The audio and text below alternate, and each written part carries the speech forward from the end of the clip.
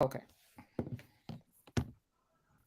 Good evening, everyone. Welcome to this very special live episode of the Righteous, Ratchet, and Real Podcast. I'm your co-host, Greta. And of course, we have the usual Triple R crew with Renee and Takesha. Say hey, ladies. Hey, what's up, everybody? We are so excited to be with you this evening as we continue our discussion on You Can Have It All, but it will cost you. We're also joined tonight by some of our very dear friends. We have my girl, Yamile Barnett, or Yammy for short. You can Yeah, I got your whole government name, girl. She is a social media influencer and budding actress. She has her own podcast with her husband called the Love and Theology Podcast. So make sure you go on and subscribe to their podcast. So say hello to the good people, Yammy. Bless the Lord, saints and ain'ts. Huh? All right. Oh, my soul and all that is within me. Bless his holy name. Come on through. Renee, who do you have with you tonight? Thank you, Dr. Greta. I have with me my dopest homegirl, my bestie. I have Charlotte Avery, the family strategist. She is a prolific author. She is a television host and guest extraordinaire. You all on the East Coast see her in the DC area on Channel 7 all the time. She is my dearest friend. She's the mother of 7, count them, 7 children, the wife of one, the owner of no pets. She is Charlotte Avery. Come on, say hey, Charlotte. Hey, y'all. Hey, I'm so happy to be here. Amen. And Keisha, who do you have with you?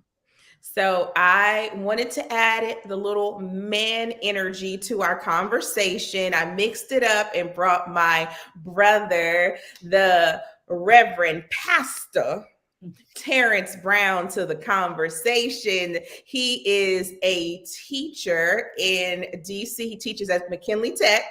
And that is the new school, right? I done got your school, right? Okay. And so he is also a pastor. He's AME, Greta.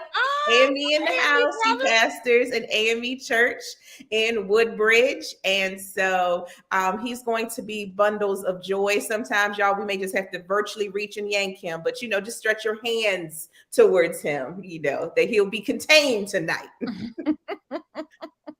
I feel you. I hear that. Well, before we get the conversation going, of course, we welcome all of our guests. Thank you for joining us tonight. But we also want to invite those of you who are watching to post your thoughts and your questions in the comments, and we'll try to get around to as many of those as we can. So without any further ado, let's go. You can have it all, but it will cost you. And so my first question is, tell us a time where you had to choose a moment of success over something or someone else that was important to you and that you truly valued. How did it impact the thing or the person that you gave up? And I hate that language of giving it up, but yeah, that sometimes that's the cost. We have to give something up. But tell us a time that happened with you all. I'll go first if you guys don't mind.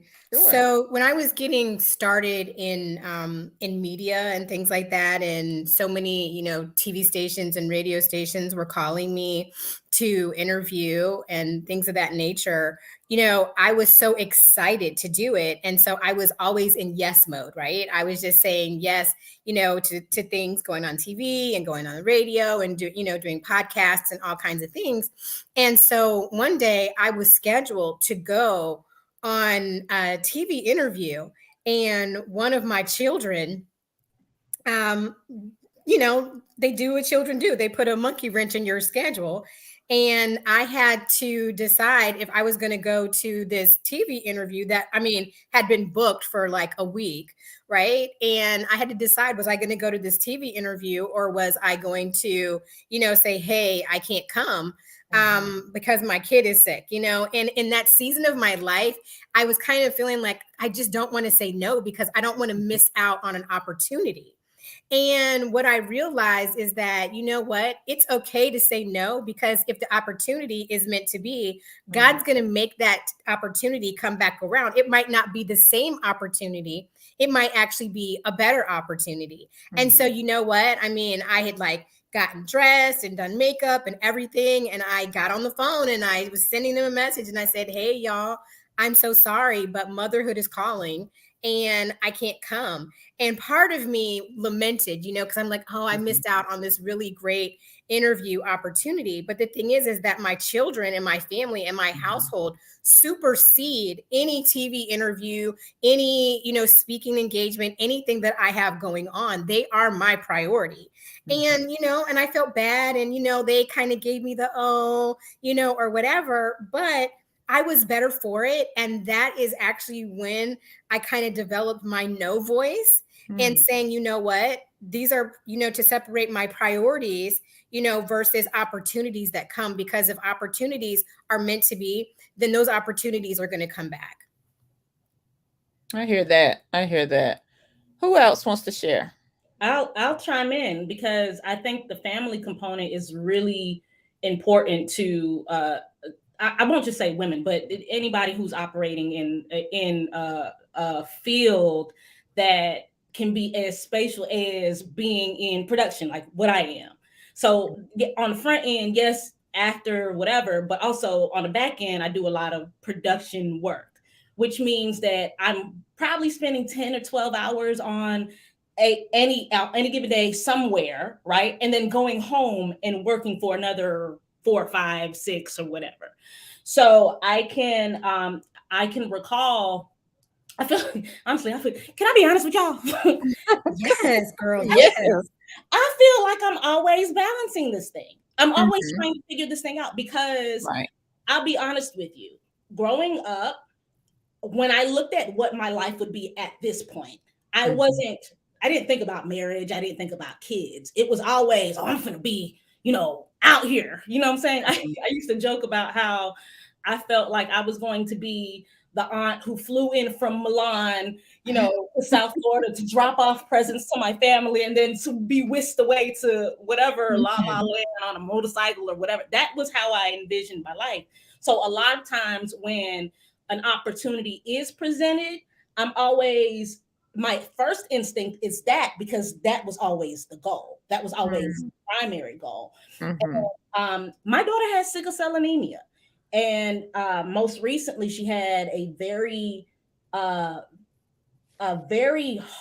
was very hard for me, a situation where for 8 years, she never had to have a blood transfusion or anything like that. She was basically checking out. Sis was getting ready to leave me here with my husband. And I was just kind of like, you know what I'm saying? And I had to really think about, in doing that, I'm also a doctoral student, because why I need another degree, because that's what Black women do, get degrees when we get bored. And I was really in the thick of entertaining an opportunity while still grieving what had happened to my kid and still in a doctoral program. And none of those things stopped. And I thought that I couldn't go to anyone and say, hey, I feel overwhelmed, because there's this expectation that if you sign up for a thing, if you sign up to be, you know, a minister of a specific organization, you have to show up all the time. If you sign up to be in a doctoral program, you have to show up. If you sign up to be a part of a project for a film or whatever, you have to show up. And it really wasn't until I was sitting with my dean, and the man of God asked me, how are you doing? And everything in me just started balling up. And instead of pushing me to be like, oh, well, let's go ahead and the semester's almost over, let's go ahead and do that, he just sat with me, literally as though he was sitting with me on the floor, and said, your feelings are valid. If you need to take a break, that's okay too. And honestly, I haven't really completely resolved that. I feel like I'm supposed to give some sort of clean, you know, perfect answer. But quite honestly, every time another project comes up and it competes with my daughter's health or maybe my husband's health, I'm always going to be sitting here like, oh, what do I do? Yeah. So that's my imperfect answer. No, I feel you. And just side note, I love Greg. I love him. He's good. We have a good dean. We do. He is really like legit one of the Yeah. best. Yeah, he is. He is. Anyone else want to share on that one? Terrence is You're muted. sir. You're muted. Okay, I guess I'll go ahead and share. Again, hello everyone. It is an honor and pleasure being among you all this evening. I'm not gonna cut up too bad. Look, so this is called the real, the ratchet, and everything else, right? All the Come all, on, right? bring it. So let me just give you this one. I'll give you this one and give you another one. So I remember when I did get into ministry, and long story short, I left where I was, came over to where Takesha was. She said, okay, you look cute enough. I think you will go ahead and bring you on for your intern. And so I said, thank goodness, because I know the space ain't lovable all the time. And so I left my other church, and at that time, they were getting ready to go through getting ordained. Mm-hmm. Long story short, everybody kept asking me, well, why didn't you get ordained? I mean, I could have gone back and got ordained. But at that time, I told them no, it wasn't time. Mm-hmm. It just was not my time. I didn't know when it was going to come, but I knew it wasn't my time. Mm-hmm. So now here we are several years later. My time has come, and I'm in a position that I thought I would never be in, which is a good thing. Now, the real. A lot of men won't talk about this, but I remember not my wife now, right? But wife of like 15 years. I remember things got rocky. Mm-hmm. She left. And I remember calling my daughter, and I literally like apologized to her because I felt within myself that I have put the person who left me first in everything. I'm going somewhere because I know people like, well, you're supposed to put your wife first. Watch this. Come on, preacher. My daughter, I believe she accepted my apology, but she reminded me of something that I didn't even think about. I didn't even fathom about it. You know, like, did I really do that? My daughter said, you know, I'm okay, I accept your apology, but I remember when it was something she called me for, money wise, and or pants or something, and she said, you told me that no, you had to get this ring for her.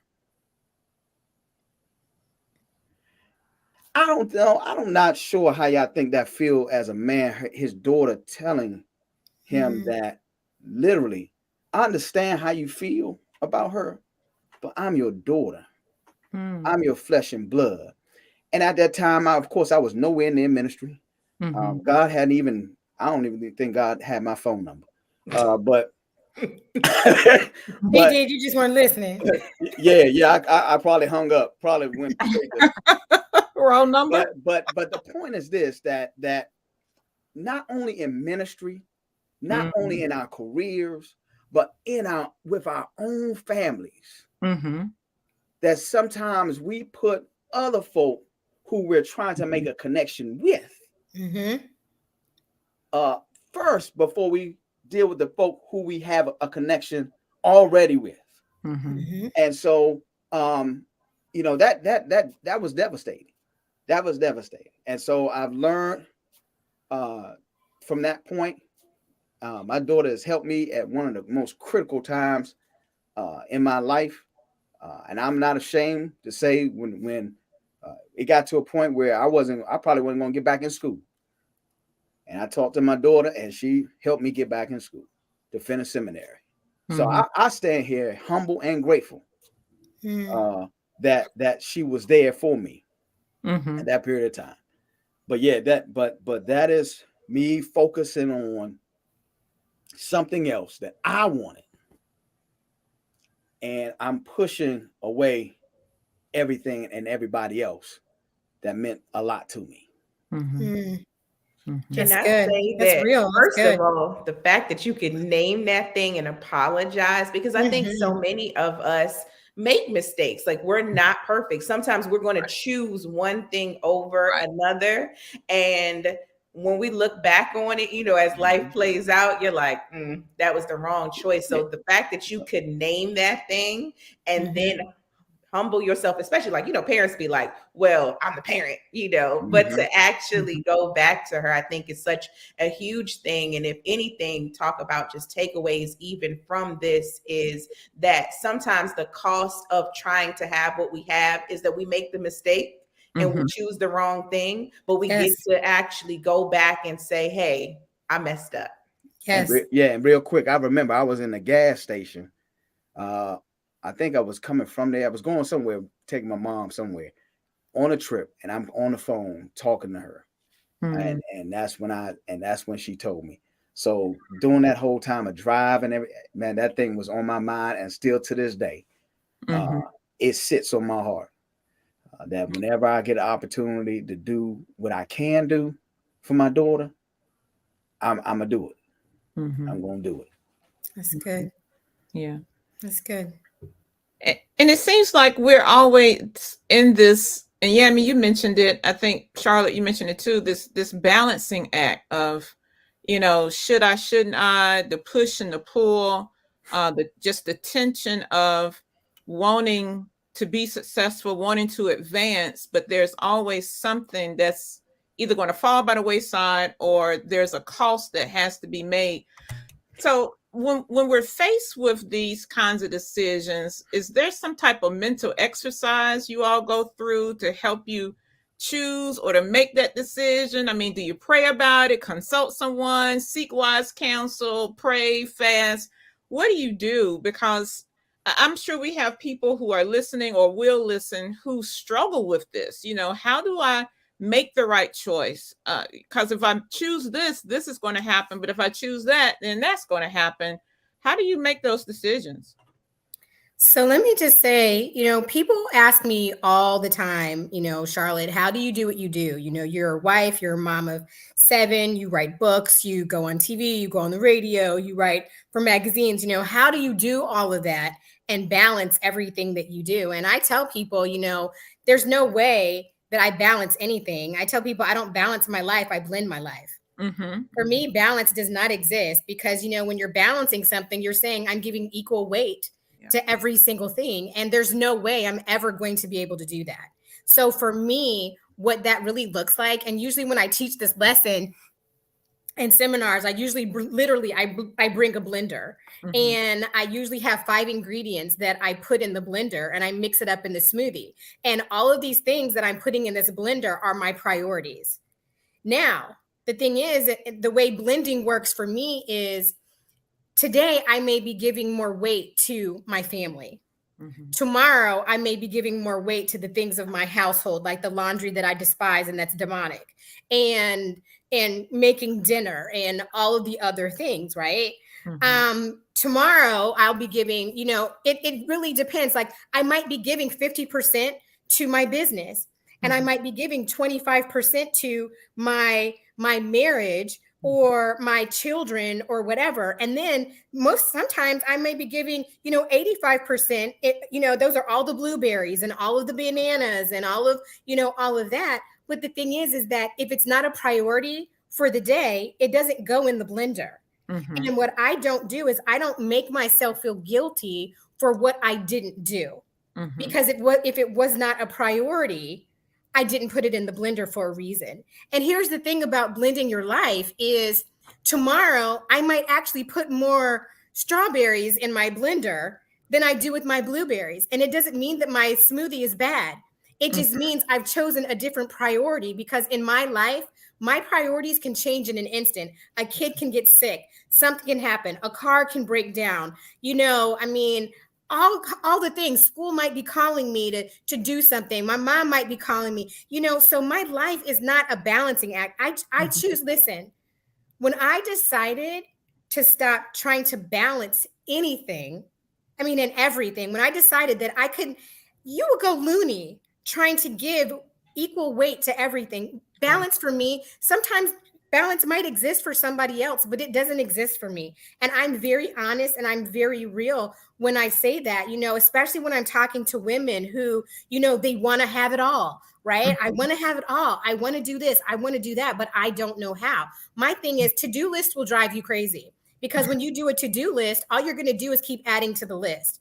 But if you take the priorities and you do those things that are priority for that particular time, for that particular day, for that particular season, then as a woman, you don't feel like you're having mommy guilt. As a parent, you don't feel like you're having parent guilt, because you prioritized those things that matter. So for me, I always ask myself literally every morning, what are the priorities of the day? Right. And that helps me to stay focused. It helps me to not feel guilty. It helps me to not feel inadequate, because as women, we're quick to feel inadequate because we're looking at somebody else's fake social media life. We're looking at somebody else's rewards and all of their accolades or whatever. And we're always wondering, well, what about me? What about my turn? What about my season? But if you focus on your priorities and not focus on what somebody else's stuff looks like, you'll be okay. Absolutely. We have to learn how to harmonize life. Yes. I love the word that you use, blend, because that also makes me think of, each day can be a different shake, and each shake or smoothie. And absolutely. So yes, that's a great metaphor. Thank you. I do love that. And I agree. I think that learning how to prioritize has been essential to my life going forward. But the way that I get to that point for me these days is through journal. Well, two ways. Journaling is like priority, because I think for me, your girl's head be ping ponging. I'm talking about thoughts left and right. Like every other day, it's just something like, and if I'm not careful, honestly, it's probably why I love iPhone. Like, I'm sorry to the iPhonies out there, but I really love my iPhone, because that do not disturb thing saved and blessed my life. Because I be ping ponging, and a lot of times journaling is how I settle myself. So in the time that it takes me to write out a complete thought, I can actually have a complete thought and go back to it and say, "Girl, what was you saying here?" Also, God, what are you saying about what I'm writing here? Also, God, do you have something that you need me to hear over here? And I write what I think God is saying, and I compare it to, and like literally, that's how God and I converse. I can't pray. I can't pray in my head. I know, bless the saints that can do it, but I can't, because the minute I start praying in my head, I start going to, ooh, I got to go ahead. I'm hungry. I got to go ahead. Okay, hold on. Now, wait, hold on. Now, did I sign that permission slip for your daughter? Oh, okay. No. Okay. God. Now, where were we? So, journaling is key, but also, and I'm an advocate for it, but getting me a good therapist is being my rock. Ooh, I'm telling you, because, and I got me a black lady therapist, and one thing the black lady gonna do, she gonna call me to the carpet. and she an island girl too, so she really don't be caring about my feelings. So and she will rally me together. I will go, because one thing I'm gonna do when I talk to her, I'm gonna be like, I'm gonna spiral just like this, and then I'm gonna say, "Now fix me." And what she gonna do is get me together. And that's, I think, how I that's what I use, or the strategies that I've learned from her and through journaling are what I go back to help me process all of it. And of course, it helps that I'll crack jokes about my husband all the time, but I love the guy, the man. My guy, he be right here with me. You know what I'm saying? Holding me accountable, telling me things I don't like to hear. And for the things that he don't tell me, his daughter be all in my face. His daughter. What she telling me the things I don't want to hear is definitely his. I understand. I feel you. Sis is clairvoyant. I promise to you, she been here. I don't know, like she was here another life ago, because sometimes we'll be sitting here, I'll be worried, I'll be thinking that I'm not enough. And I'll tell you this real quickly. Before I got here, I told baby girl, I said, hey man, go ahead and get your life together. You know what I'm saying? Because I don't want you out here. You know, my office is over there by the bathroom and stuff. I don't want to hear none of that. So get it together. You know what I'm saying? She's like, what you doing, Mom? I was like, well, you know, I'm getting ready to have a conversation on a podcast. Oh, okay. Okay. Don't forget to tell them that, you know, you have me. Yes, I'll tell them. Also, don't forget to tell them that you're a great mom. And I said, Oh, that's this is me sitting, because I was shooing her off like, girl, get out of my face. I got to go ahead and get ready before the people. I got to be able to see you big words. There's a whole bunch of doctors on this thing. You know?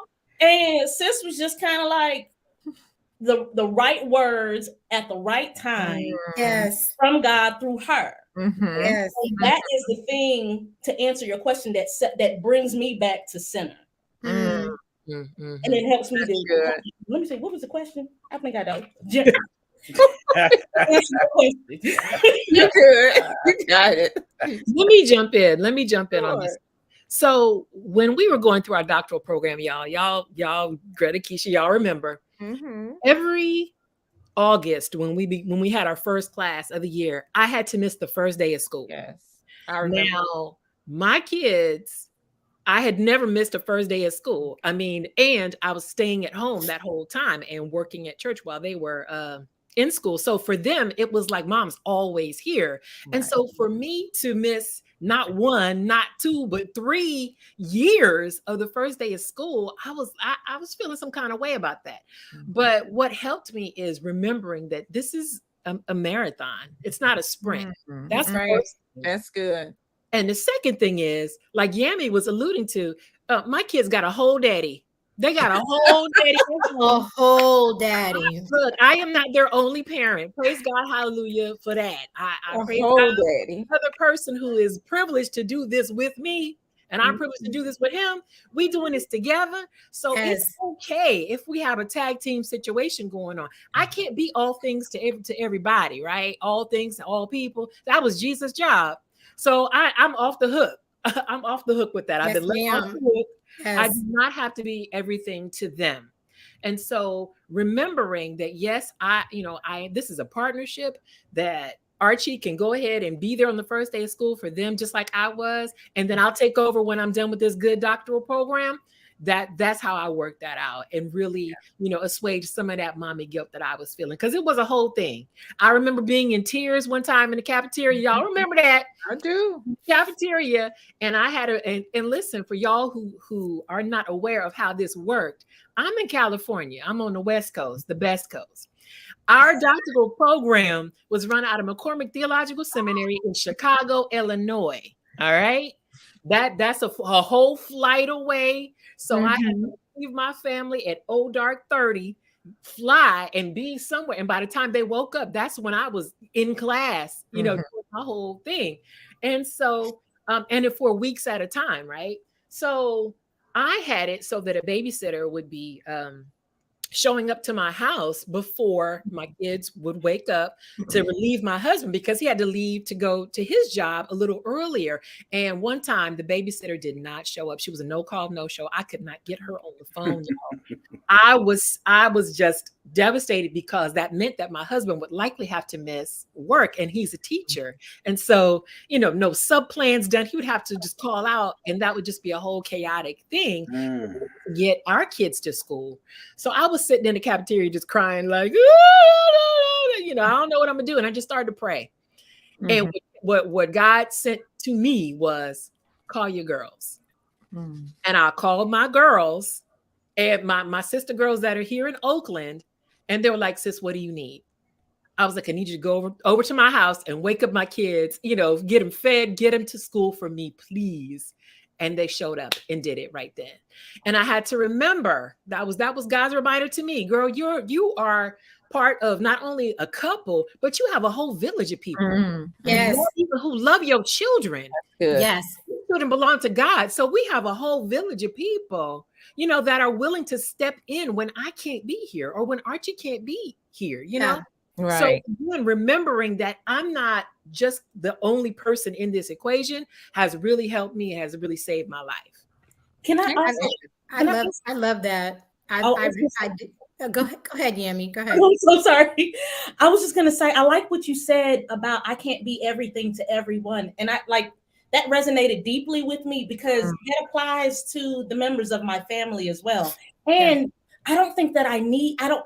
Jesus is everything to everyone in our family. I'm not supposed to be that. That's right. That that I'm And if sorry. you try to be that, they won't know how to even seek him That's for themselves. Right. So yes. I'm sorry, that resonated deeply with me because I think I need to write that down. Excuse me. Yes. Yeah. You know what? So So that's good. I think from a male perspective, um, we don't really focus on trying to be everything to everybody.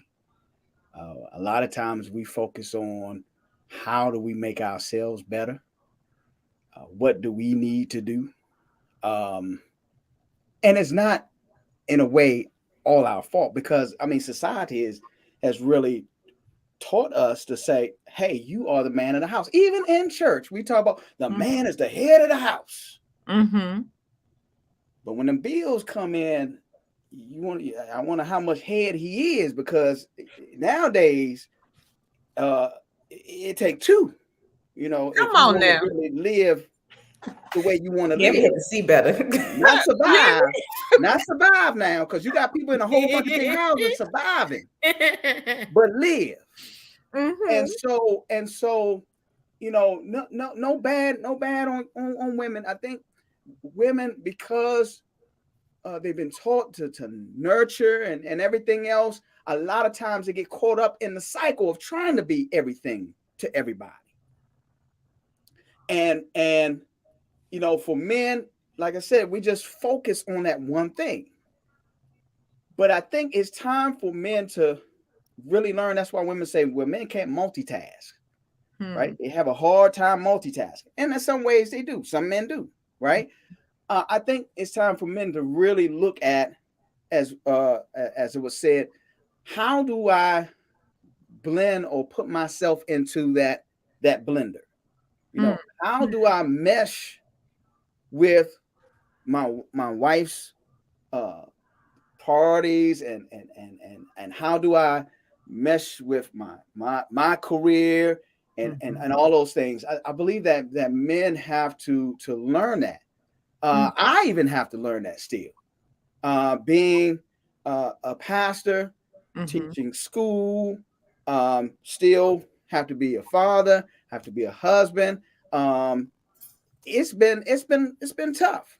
It's been tough, and trying to balance that, not balance that, but blend it, because I like that term, blend it. It has real been tough because you don't want too much banana taste in there. You know what I'm saying? You don't want too much strawberry taste. You don't want too much of it. You want everything. Teach it, brother. Teach it. And so, you know, I think that's where we are at men, and men won't admit it. I have no problem with admitting it because I've reached a point in my life that, hey, look, this is how it is. This is life, and I am learning. And I'm learning from what we deem mistakes, but in all actuality, they're not mistakes. They're learning opportunities.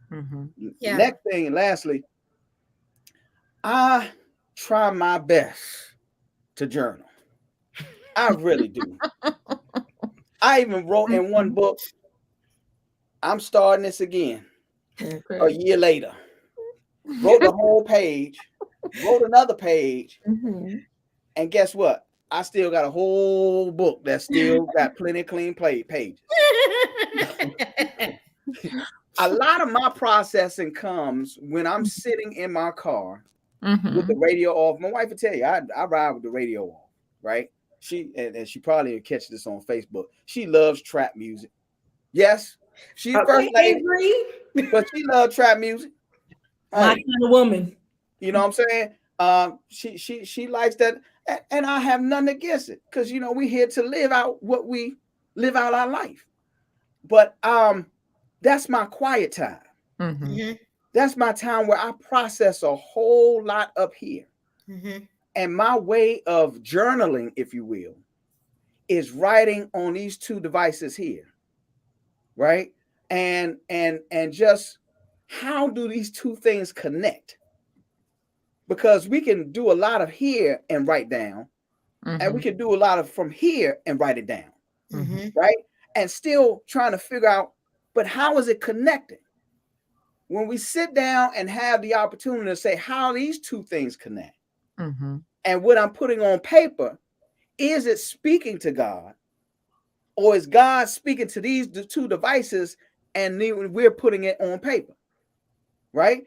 Of course, what was it? Habakkuk says, write the vision and make it plain, right? But what we forget in that text is that during that time period, and I ain't gonna preach out this is important. You didn't took the text. During that time period, right? During that time period, they didn't have no ink. They ain't write down on no ink now. We talking about Old Testament, right? They had to what? Chisel that thing in there. They had to do something to get, they had to really get that whatever they're writing that. And that's where we are sometimes. We have to deal with the fact that we have to, how can I put it? Write down some hard things. Look at some things in us that we don't like. Deal with some things within ourselves we don't like. We got to get through those hard moments and write it down and make it plain. I don't like this person. Well, I don't like praying when I'm mad. God, I'm pissed off at you for real. Come on. Bring it. You said you would provide all my needs, but I got some bills. That's reality. Come on, Pastor. And so when we start really dealing with those things and saying that, hey, look, I ain't pray about this choice. Yes, I'm a move in faith, but sometimes you got to pray about that choice, right? And just be real with ourselves. Yeah. All right. Charlotte, did you have something you wanted to say earlier? I did. And you know what? I'm glad that I didn't say it earlier, because everything that they're saying goes along with these things that I wanted to say. And so it really kind of confirms what everybody said. And, so just from a practical standpoint, and being a woman who is a wife and a mom and an entrepreneur and all these different things. So there are 6 things for me that if you really want to have it all, also knowing that there's going to be some cost, and I'll talk about the cost in a second, but if you really want to have it all, there are certain things that you really need. One of those is a really strong support system. And Dr. Renee talked about that when she talked about her girls showing up. You have to have a strong support system. You have to have a really good self-care plan. You have to have a safe haven.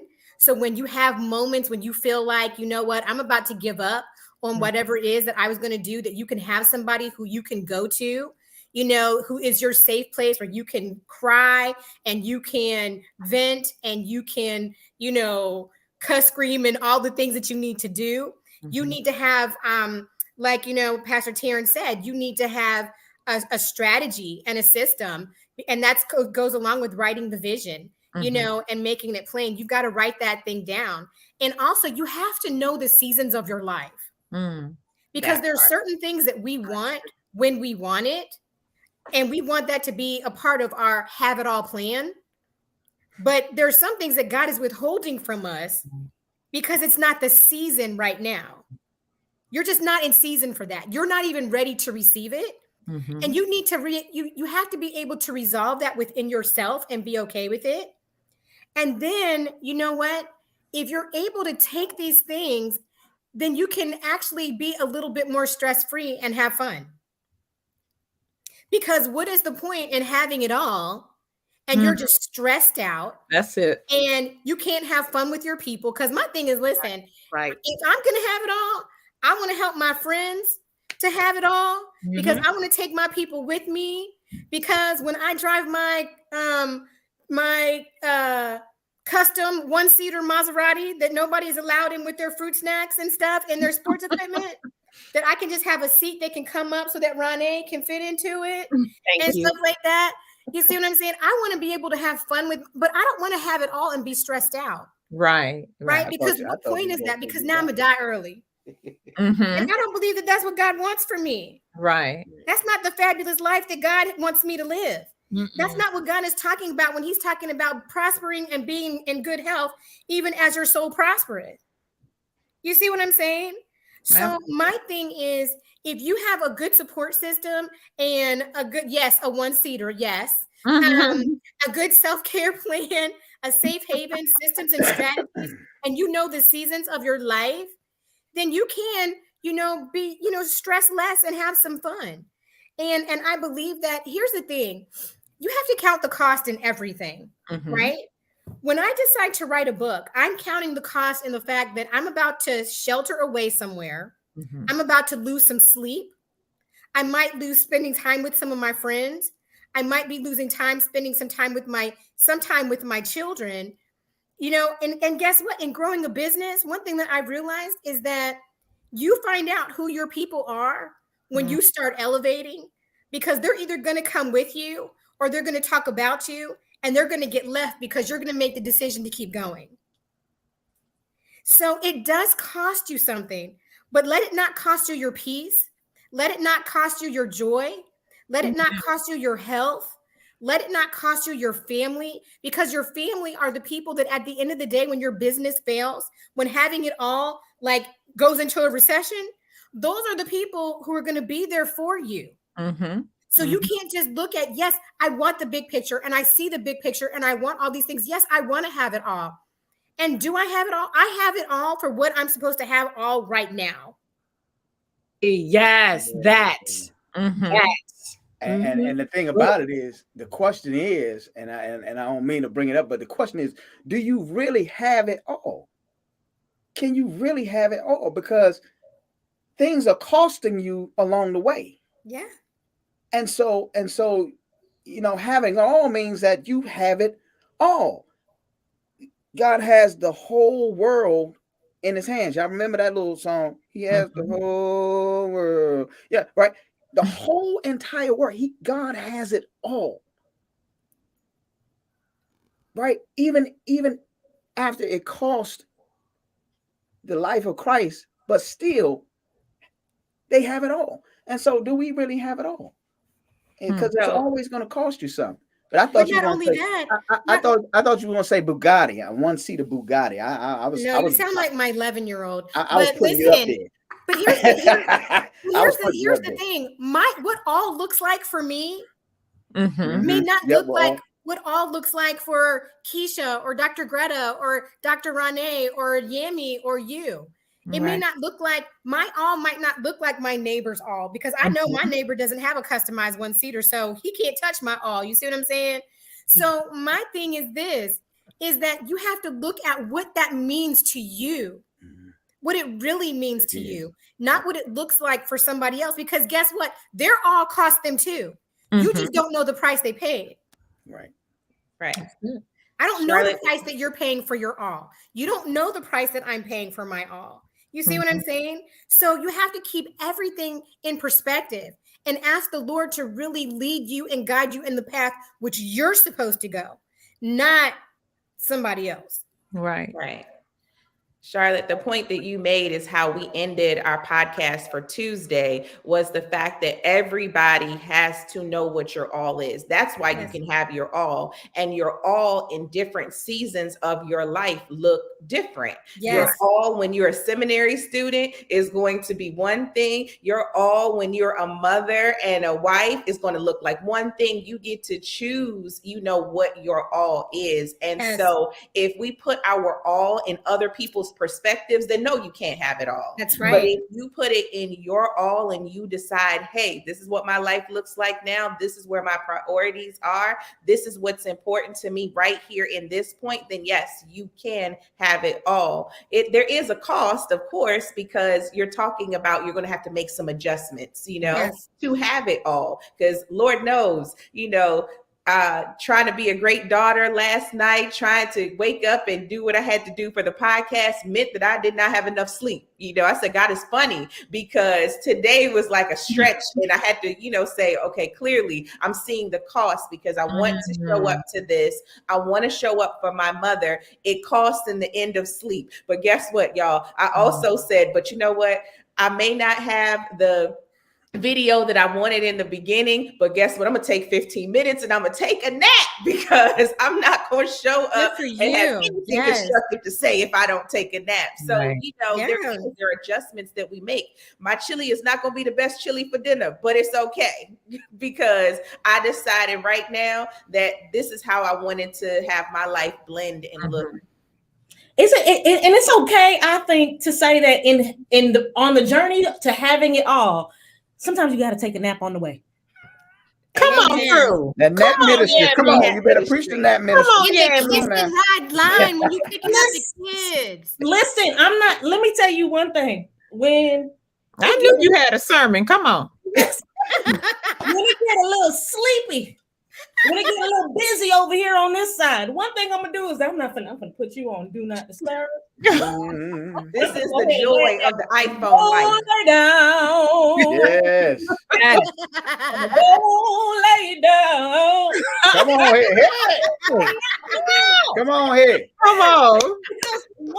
I love it. One thing people gonna do is stress you out about everything. Everybody got something that they need listen. And when I'm inundated, real talk, when I'm inundated, I'm overstimulated, I am not useful or helpful to anybody. Yeah. So it's a quick do not disturb, and that's everybody. My mama used to say all the time. So what happens, because my mom is Haitian, so she has an accent. If she's watching this, I'm sorry. But also, what happens if something happens to me? I'm like, you gonna call Tim? Yeah. And when it's time, I'll pick up my phone again, and the world will be where it was when I left it, and it's going to be all right. That's right. Because like Ronnie got a whole husband. Yeah, Miss Mama got a whole son-in-law. Come on. And you know what? If you've never read this book called Rest is Resistance, you need to read it, because that nap ministry is real. Yes. Resting is real. Period. And you don't rest, now how you going to think you have it all anyway? Because you can't even enjoy it, because you're just tired, broke, busted, disgusted, and worn all. You're not even worn out. You woe out. Woe out. Yeah, you woe out. Sleep on you in a Period. minute. Okay. I think too, having I always say that in a lot of ways, my daughter was my rebirth, because a lot of how I frame what I do is based off of what I know she's watching me do.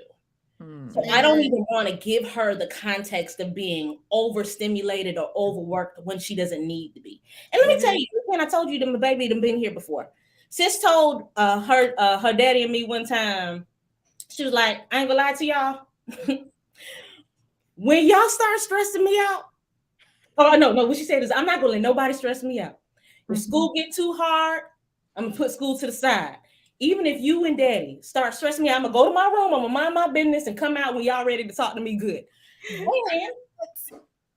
all I could say was, yeah, you're right, sis. Because you don't deserve to be stressed out by me. So if the good sis at 8 has determined that she's not gonna let nobody wear her out. Yeah. Me at not 8, huh? Be honest, you at 8 will say that to your mama. We might not be seeing you right about now. You got a different mama than the one I like. Different The lady that be buying her gifts and stuff like that ain't the mama that she at right now. Because my mama But we do cultivate spaces in our house so that we can have honest dialogue about these things. And because I just feel like children are so much closer to God than human beings are, like adults are in that way, because they're not as desensitized from, or they're not as cultured by society. So a lot of their ideologies, especially if you're pouring into them correctly, can be what God is trying to get you to hear. And my daughter, because I do not want her. Dr. Shanika Walker Barnes has a book called Strong Black Woman. I don't want her to identify as a strong Black woman. I don't want her to have to wear a cape or be a cape for everyone else. And a lot of that starts by not what I'm telling her, right? Mm-hmm. It's by what I'm showing or I'm demonstrating to her in these moments. That's true. That's she's true. She's the thing that shows me, oh, you're doing way too much. Mm-hmm. Pull it back some. Ditto with my 17-year-old in there. Absolutely. They can get you together quicker than anybody can. So thank God for the children ministry. Amen. Yeah, we sometimes thank them for it. Mm-hmm. I mean, I said sometimes. Mm-hmm. Other times you want to snatch them. I get that too. Yes. Yes. Real There's a different laying on of hands ministry. Yes. Laying on of the hands. No oil involved. But let me ask this. Do we have any final words from anybody? Our time is just about up. Do we have any final words of wisdom from anyone? Charlotte, I liked your 6 things that you gave. Maybe before we sign off, you can repeat that for us. But any final words from anyone on having it all, what it costs? Is it worth the cost? Any final words? So when Charlotte mentioned the book that she mentioned, it also made me think of one we read in our women's ministry called The Joy of Missing Out. Mm-hmm. And I think that the younger version of me did not want to miss anything. I felt like I had to be everywhere, do everything. I just felt like if I missed something, I was missing my opportunity. I was letting other people down. And I think as you grow and as you mature and you recognize that you only have but so much time in a day, and you kind of feel like you get into that stage where you're like, ooh, I'm in the middle of my life. It's, now the time where I feel like I'm adjusting and pivoting. And so it has become very important for me to identify what it is that I want. What do I want my life to look like? And when I identify those things, it makes it easier for me to say no to certain things. And so it's a work in progress, y'all. I'm in no way suggesting I have mastered it, but I am learning, more and more that it is okay to say no. And Shonda Rhimes, in The Year of Yes, that she's talking about motherhood, she talks about that aspect of the fact that, when you say yes to something, you are saying no to other things. And I think we all have to live with that tension of what do I want to say yes to? And inadvertently, what am I saying no to? Mm-hmm. And so in all of that, we have to make sure that we are not saying no to ourselves. Mm-hmm. That's good. That's good. Very good. Yeah. Very good. Any other final thoughts? Well, like I said, I just think that, if you're going to have it all, you really do need the 6 things that I mentioned before. You need to have a really strong support system. You need to have a really good self-care plan. You have to have a safe haven. People who you can trust, you can be naked and unashamed and be yourself and talk to and vent to, and you can share your vision with, and trust your vision with them also. You have to have good strategies and good systems in place.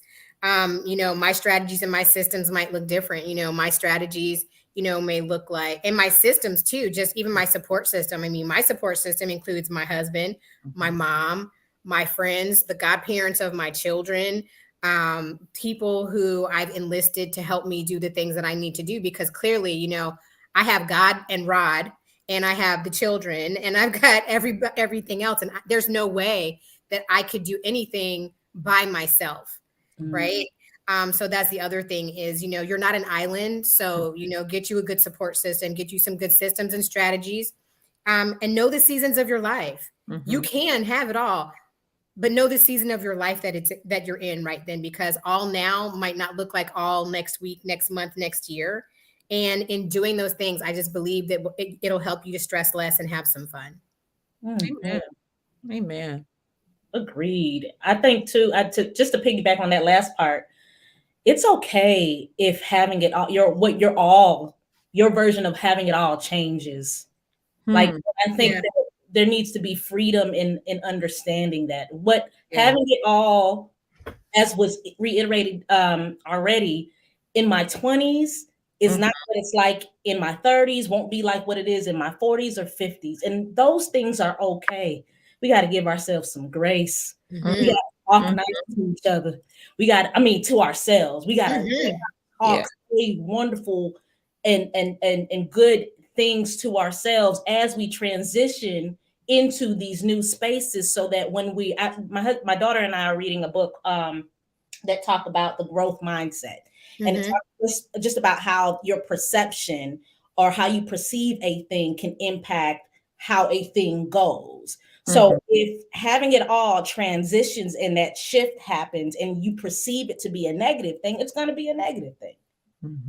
So accepting that what we thought was all back in the day may not be what it is today, it's okay. Yeah. And even if we don't check off every box, every list, every accomplishment from having it all in the past, that's also okay. We're still allowed to dream bigger. We're still allowed to dream at all. And we're still allowed to have another version of it all. We can take what we had it all listed out, scratch that out, and start a whole new page. That's right. Yep. Amen. That's good. And real quick, I would just say having it all does not mean from a male perspective, materialistic. A lot of males, and yes, I'm speaking, a lot of males look at the term having it all as something that's tangible and materialistic. Having it all means that you're looking at yourself internally, understanding the things that make you click, make you move.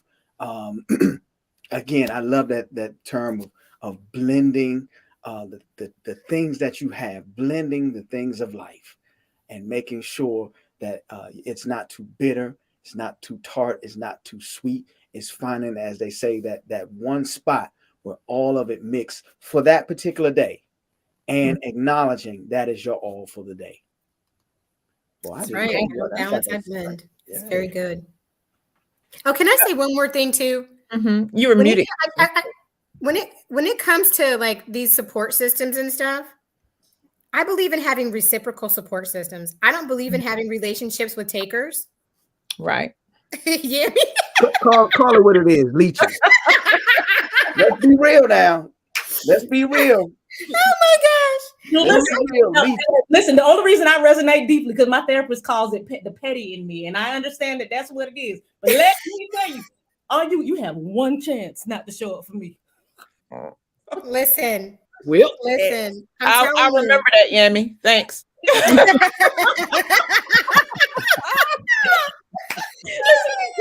Thank you for warning me. You ain't got to worry. I believe in having reciprocal support systems.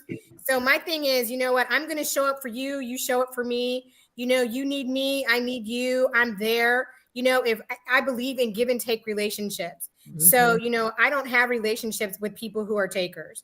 But yes, that's another. Somebody said that's a whole nother conversation. Yes, it is. But anyway, that's all I had to say to that. But that's good. That's a good one. That's a good word to end on. Reciprocal. Got to reciprocate. Amen. Can I just say you call them quicksand friends? Oh. Okay.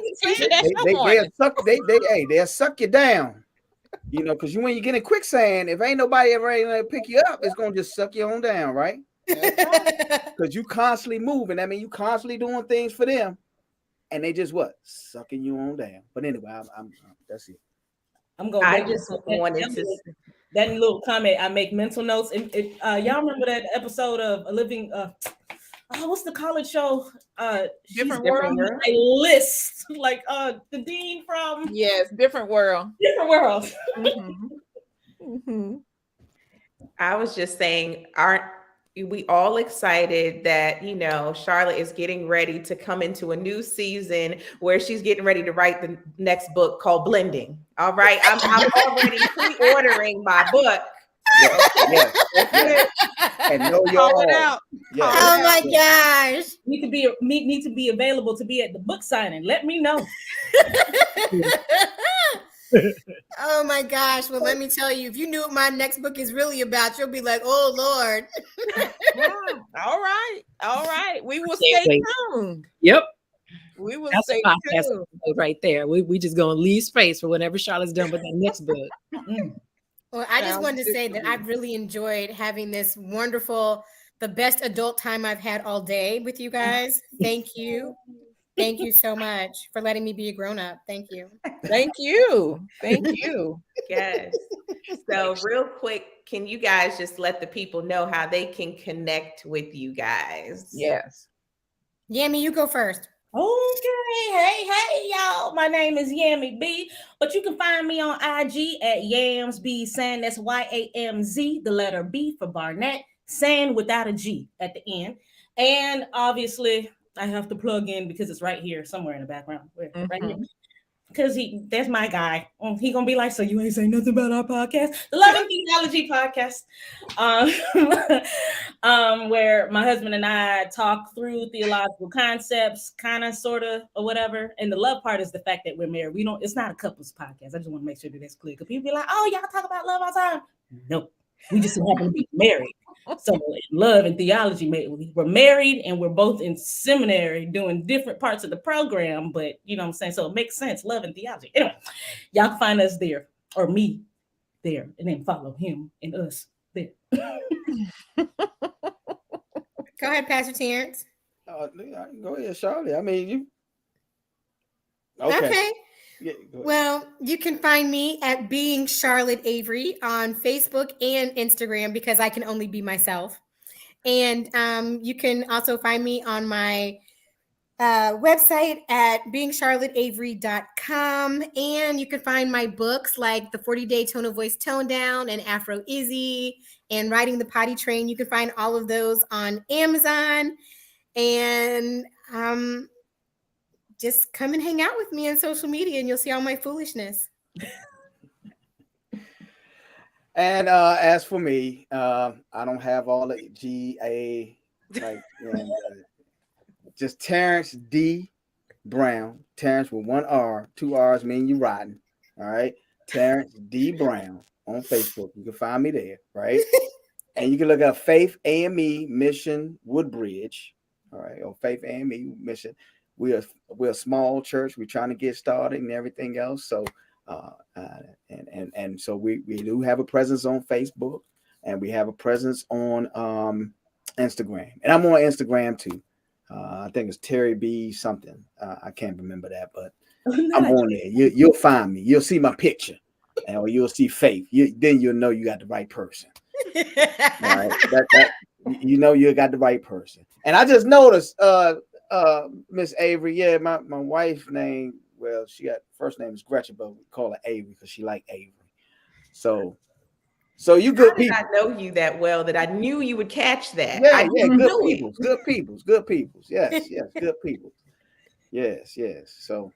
Well, I'm going to have to come visit you at your church because it's really just probably down the street from my house. Well, you know what? We even closer than that. You can get up with your coffee and click with your mouse. Come on. Because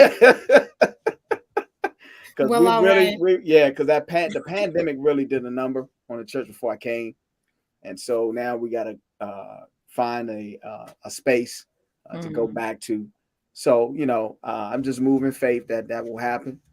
And then from there, we're just going to have to regrow, just like, you have to repot a flower that's dying, and, just wait for growth to happen. So. Well, all right. Yeah. Amen. Well, we want to thank all of our guests for joining us tonight on this very special live episode of Righteous, Ratchet, and Real. We trust that they will not be strangers, but will hopefully join us again in the future. And we also more men. Oh, more men. Okay. All right. We'll see about that.